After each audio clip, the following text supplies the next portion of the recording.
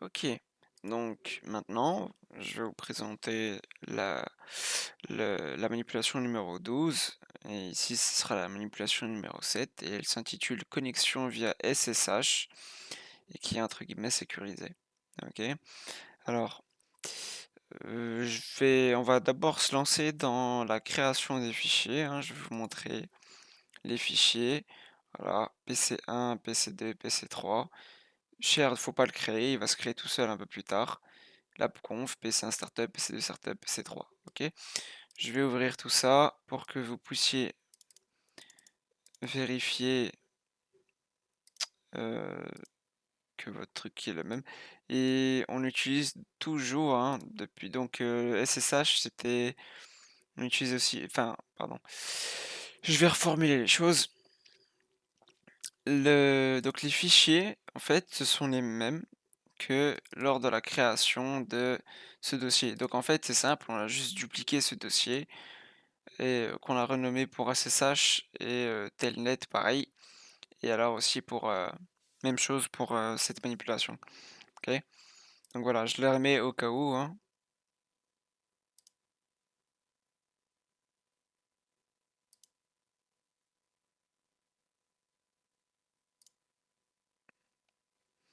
Ok.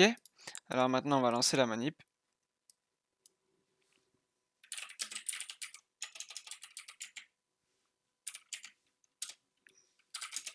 On a bien tous les fichiers. Katara start.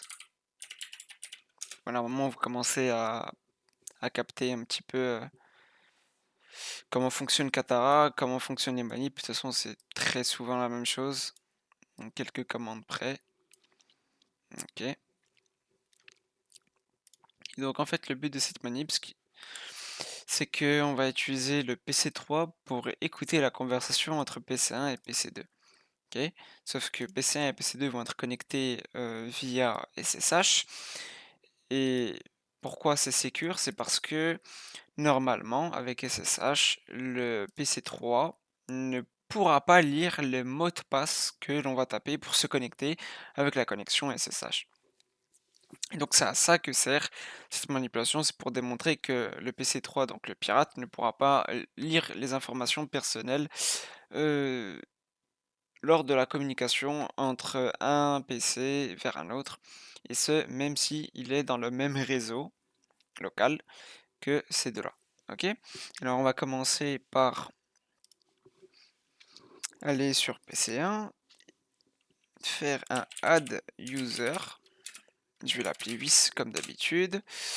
On va mettre un mot de passe. Voilà. On va appuyer sur Enter. J'ai pas besoin de mettre tout ça. Is the information correct? Yes. Ok. On a créé notre fichier. Enfin, on a créé par exemple notre user. Maintenant, on va faire la commande etc. Donc /etc /init .d /ssh espace. Alors attention, ssh espace start. Ok, on vient de lancer SSH. Maintenant, avant de se connecter via SSH, hein, donc avec le PC2, on va aller sur PC3 et on va le mettre en écoute. Et donc pour ça, on va utiliser la commande tcp dump espace -i eth0 parce qu'on est toujours avec l'interface 0. Hein. Et donc si vous ne comprenez pas pourquoi, je vous invite à retourner regarder la vidéo 4 parce que c'est la même chose en fait. Ok, -w /shared / le nom du fichier que j'ai envie de lui donner. Ici, je vais l'appeler ssh.pcap pour permettre à Wireshark de ouvrir le fichier et de pouvoir le lire. Ok, je viens de mettre PC3 en écoute. Maintenant, je vais connecter le PC2. Alors, ssh 8 l'adresse IP de PC1, donc 10.0.0.1, Enter, on tape yes, le mot de passe, voilà, et on est connecté. Ok, voilà, ça c'est fait. Maintenant, ce qu'on va pouvoir faire, c'est exit, on a fini. On n'a plus besoin de la connexion. On va appuyer sur CTRL-C pour arrêter l'écoute et on va pouvoir maintenant aller donc dans le fichier qu'on vient de créer qui est ici. On va aller dans Shared et on va ouvrir le fichier .cap. OK.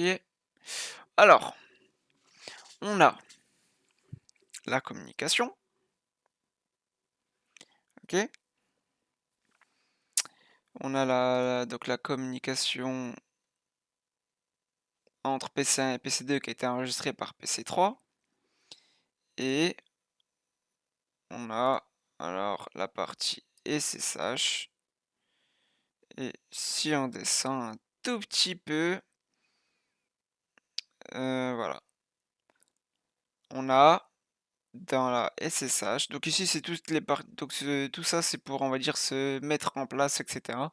Alors ici c'est lorsque j'ai tapé mon mot de passe encrypted package, ok. Et si on descend un peu, bon s'il veut bien, à chaque fois on a le client et donc on a pardon, voilà, j'ai un petit peu de mal à me retrouver là, il y a beaucoup de je vais en fait on va faire plus simple, on va taper tout en haut à droite SSH V2. Il veut pas. Alors on va juste faire SSH tout court. Hop, Enter. Et là, voilà, on a filtré toutes les lignes. Il ne nous reste plus que la partie SSH. Ok. Et donc, on a dit quoi? On a dit Encrypted Package. Ça vient du serveur. Le serveur, c'était PC1. Donc, on nous demandait en fait de justement mettre le mot de passe. Et chaque fois que vous voyez client, à chaque fois, donc mon mot de passe, il est composé de 5 chiffres, 1, 2, 3, 4, 5. Alors ici, on a 1, 2, 3, 4, 5. Le sixième, c'est pour vérifier qu'on a bien tout envoyé. Voilà. C'est tout pour la manip, elle était plutôt simple et ouais, je pense que j'ai tout parcouru, il n'y a plus rien à faire. Vous pouvez fermer Wireshark, fermer la manip avec un Katara wipe Y et c'est tout. Voilà.